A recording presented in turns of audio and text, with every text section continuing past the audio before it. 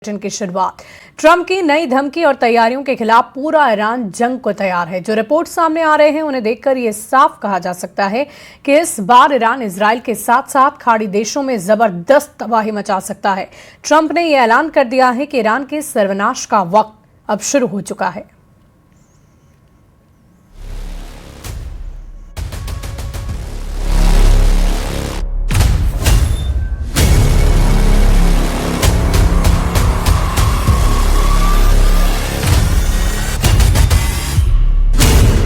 Iran के सर्वनाश की टिक टिक, 100% हमले की पूरी गारंटी।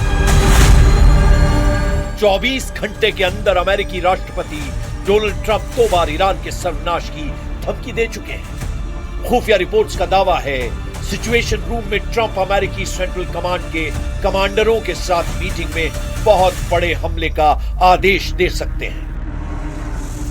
इधर खबर है कि ईरान ने इस तरह की जंग तैयारी की है कि इस बार अगर ईरान पर बेहद भीषण हमला हुआ तो ईरान पश्चिमी एशिया और इजराइल में मौजूद अड्डों को पूरी तरह से तबाह करेगा।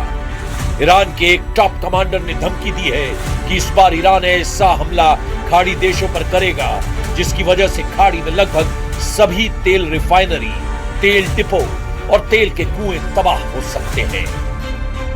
दावा तो यहां तक किया गया है कि चीन और रूस ईरान को इतनी जबरदस्त खुफिया सैन्य मदद करने जा रहे हैं जिसके संकेतों से ही अमेरिका के हाथ पांव फूल गए।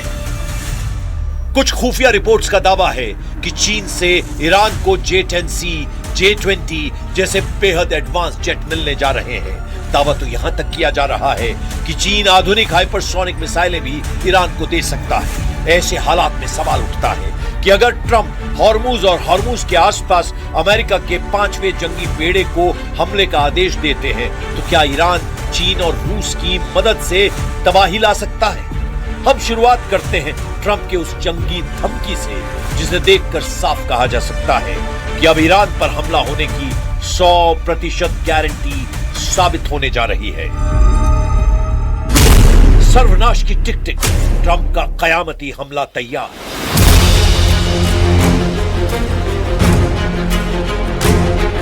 काफी धमकियों और तैयारियों के बावजूद अमेरिका ईरान को ना तो झुका पा रहा है और ना ही शर्तें मानने के लिए मजबूर करवा पा रहा है। जो खबरें आ रही हैं उनके मुताबिक अब ट्रंप के सब्र का बांध टूट चुका है और ट्रंप ने दो टूक कह दिया है कि वो ईरान पर हमला हर हाल में करेगा। सिचुएशन रूम में कमांडरों के साथ मीटिंग और उसके तुरंत बाद हमले के जो दावे किए जा रहे हैं वो स्थिति बेहद विस्फोटक हो चुकी है। ट्रंप ने सोशल मीडिया में जो तस्वीरें जारी की हैं और उन पर जो टेक्स्ट लिखे हैं वो साबित कर रहे हैं कि ईरान के सर्वनाश की टिक टिक शुरू हो चुकी है।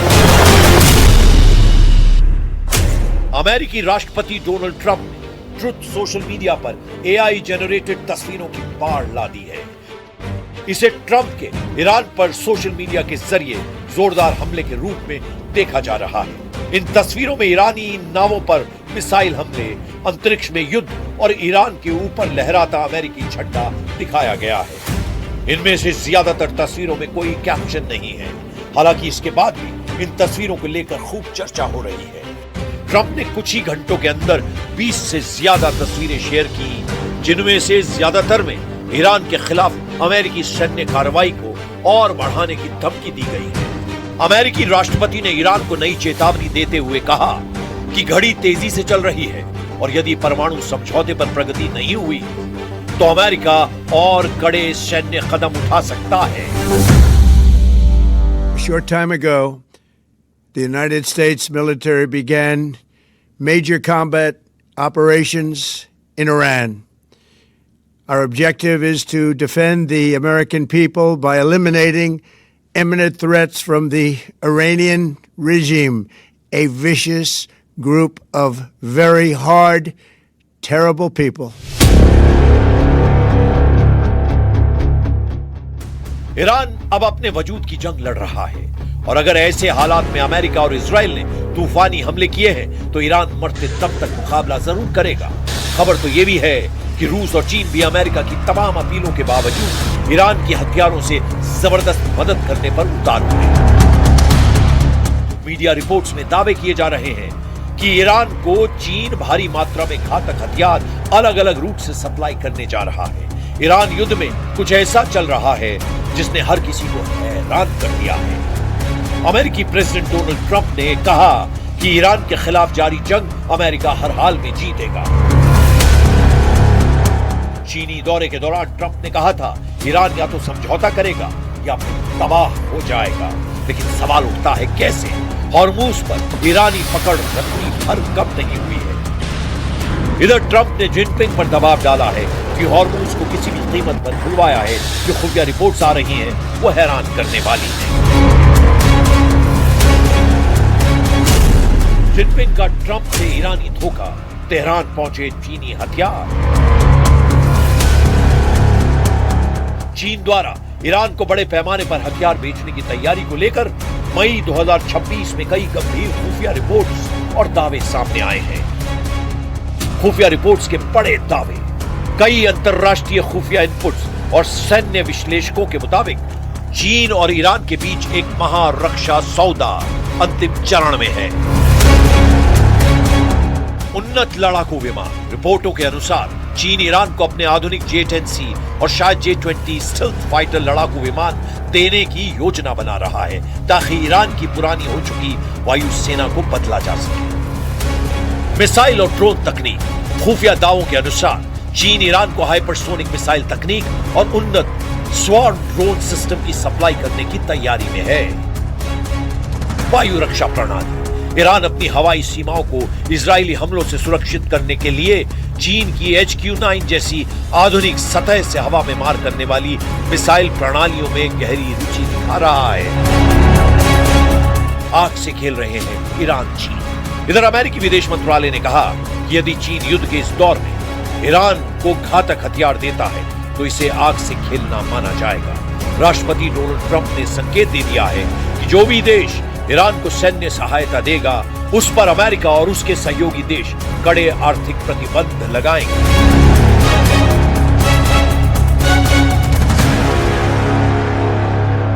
איננו פתוחה גם לגבי איראן.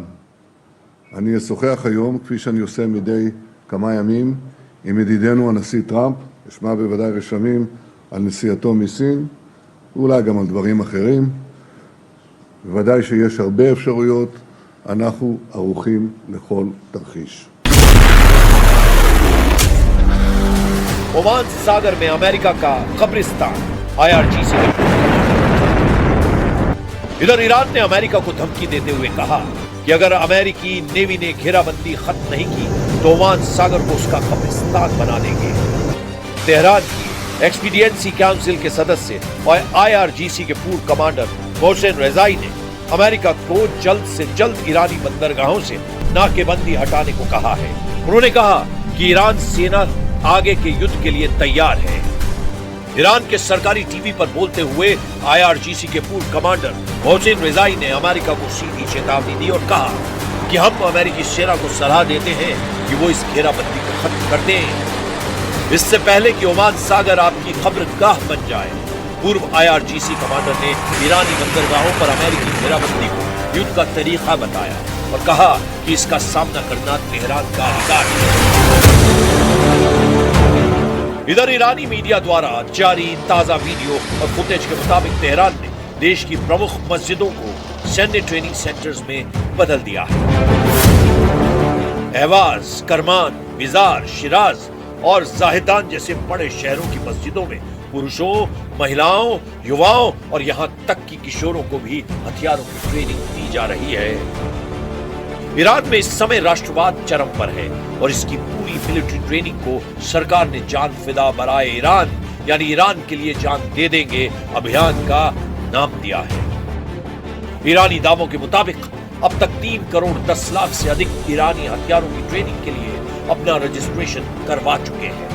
अब सवाल उठता है कि ऐसे हालात में अगर अमेरिका हमला करता है तो क्या ईरान जबरदस्त पलटवार से अमेरिका और इजराइल को चौंका पाएगा?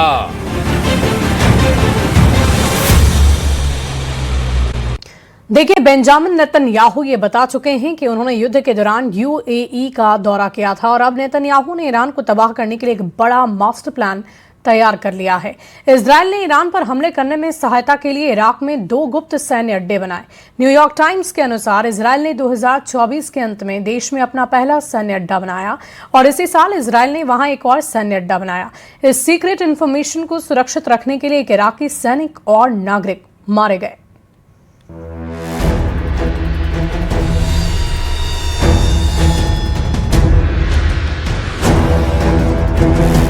ईरान के खिलाफ नेतन्याहू का बड़ा प्लान।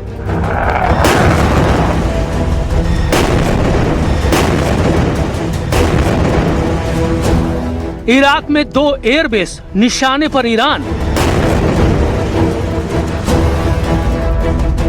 ट्रंप ने ईरान को धमकी दी तो नेतन्याहू 2 कदम आगे बढ़कर ईरान पर हमले की तैयारी में जुट गए हैं। इस्राइल ईरान पर बड़े हमले की तैयारी कर रहा है। नेतन्याहू की वायुसेना तैयार है। इस बीच इराक के रेगिस्तान में बने 2 कथित गुप्त सैन्य ठिकानों की रिपोर्ट ने पश्चिम एशिया में नई सनसनी फैला दी है। मीडिया रिपोर्ट्स के मुताबिक इजराइल ने ईरान पर हमले करने में सहायता के लिए इराक में 2 गुप्त सैन्य अड्डे बनाए। न्यूयॉर्क टाइम्स के अनुसार इजराइल ने 2024 के अंत में देश में अपना पहला सैन्य अड्डा बनाया था और इसी साल इजराइल ने वहां एक और सैन्य अड्डा बनाया है। इस सीक्रेट इंफॉर्मेशन को सुरक्षित रखने के लिए एक इराकी सैनिक और एक नागरिक मारे गए। दावा है कि इनका इस्तेमाल इजराइल ने ईरान पर लंबी दूरी के ऑपरेशंस, स्पेशल फोर्स मिशन और निगरानी के लिए किया। यानी संदेश साफ है, नेतन्याहू सिर्फ डिफेंसिव नहीं बल्कि ईरान के खिलाफ डीप रीच स्ट्रेटेजी पर काम कर रहे हैं। यानी अगला फोकस 3 मोर्चों पर हो सकता है। पहला, ईरान में बचे हुए संवर्धित यूरेनियम और न्यूक्लियर इंफ्रास्ट्रक्चर को निशाना बनाना। दूसरा, इराक, सीरिया और खाड़ी क्षेत्र में ईरान समर्थित मिलिशिया नेटवर्क को कमजोर करना। तीसरा, खुफिया ऑपरेशन और क्षेत्रीय गठबंधन के जरिए तेहरान पर रणनीतिक दबाव बढ़ाना। यानी आने वाले दिनों में संभावित बड़े कदमों में सीमित लेकिन high value strikes command and control centre पर हमले और कोवर्ट मिशन शामिल हो सकते हैं।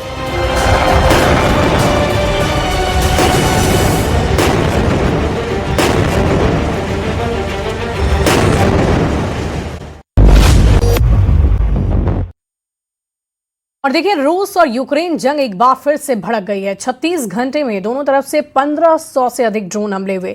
रूस ने कीव समेत उड़ीसा और खार्किव में हमला किया, जबकि यूक्रेन ने पलटवार करते हुए मॉस्को में ड्रोन हमला कर दिया है। जंग के बीच पुतिन चीन के दौरे पर निकलने ही वाले हैं।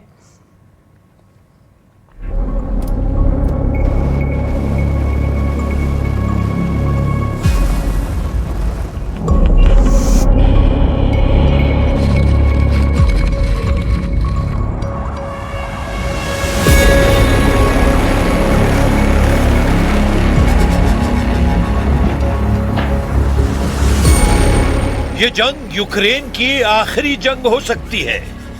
मॉस्को के खिलाफ कीव ने पूरी ताकत से हमला शुरू कर दिया है। ज़ेलेंस्की ने क्रेमलिन तक संदेश पहुंचाने के लिए सीधे मॉस्को पर हमला कर दिया है। सैकड़ों किलोमीटर अंदर घुसकर यूक्रेन की सेना अब मॉस्को में ऑयल रिफाइनरी, एयरबेस और सैन्य ठिकानों को निशाना बना रही है। यूक्रेन ने रूस के खिलाफ डीप स्ट्राइक ड्रोन वॉरफेयर शुरू कर दिया है। ज़ेलेंस्की की ड्रोन ब्रिगेड कीव से 1000 किलोमीटर दूर मॉस्को को हिलाकर रख दिया है। इन हमलों के लिए कीव लंबी दूरी लेकिन सस्ते ड्रोन का इस्तेमाल कर रहा है।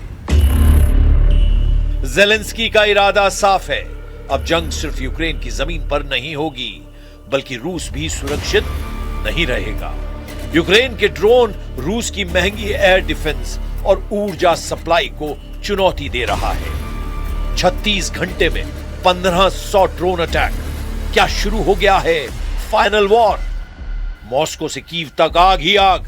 क्या बेकाबू हो गया है रूस यूक्रेन युद्ध? पुतिन बनाम ज़ेलेंस्की, कौन किसके टारगेट पर? मॉस्को पर मौत की बारिश। क्या टूट गया पुतिन का कवच? कीव का पलटवार या तीसरे विश्व युद्ध की आहट? 36 घंटे 1500 ड्रोन। क्या परमाणु मोड़ की तरफ बढ़ रहा है युद्ध? रूस यूक्रेन युद्ध का सबसे खतरनाक फेज शुरू हो गया है। Дистанція до цілей цього разу більш ніж 500 кілометрів. Це вагомо ще й тому, що московський регіон найбільш насичений російськими засобами ППО. Вони свій район влади бережуть найбільше. Але українські далекобійні кроки вже це долають.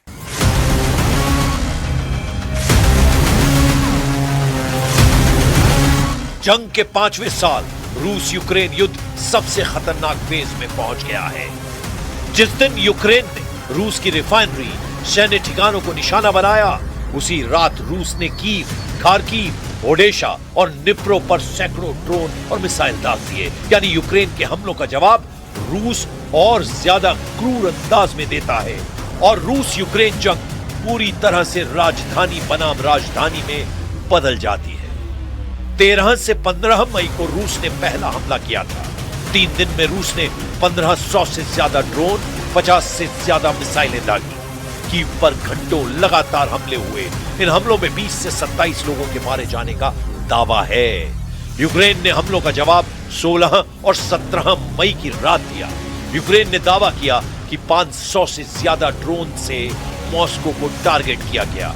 कुछ रिपोर्ट्स में 1000 से ज्यादा ड्रोन का भी जिक्र है। इन हमलों में रूस में 4 मौत का दावा किया गया। यूक्रेन के हमलों में मॉस्को की तेल रिफाइनरी को नुकसान हुआ। मॉस्को में एयरपोर्ट और मिलिट्री ठिकानों पर हमले हुए। रूस ने दावा किया कि उसने ज्यादातर ड्रोन को हवा में ही मार गिराया। В связи также стоит просто лишний раз обратить внимание на непрекращающиеся удары вооруженных сил Украины с помощью дронов по мирным объектам и объектам гражданской инфраструктуре в разных российских городах и населенных пунктах.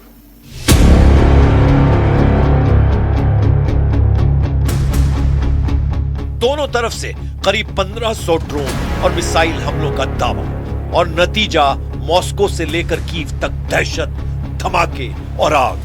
यूक्रेन ने रूस के दिल यानी मॉस्को रीजन पर हमला किया तो रूस ने कीव, ओडेशा, निप्रो और खेर्सोन और कई शहरों पर ड्रोन और मिसाइल हमलों से इन शहरों को दहला दिया।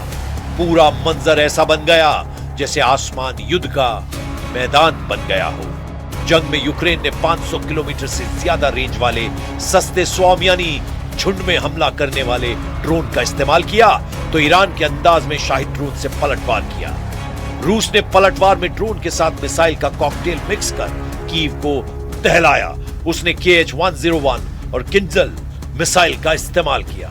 यूक्रेन ने तेल रिफाइनरी और मिलिट्री जैसे सिलेक्टिव ठिकानों पर अटैक किया तो रूस ने यूक्रेन के ऊर्जा ढांचों और शहर की इमारतों को निशाना बनाया।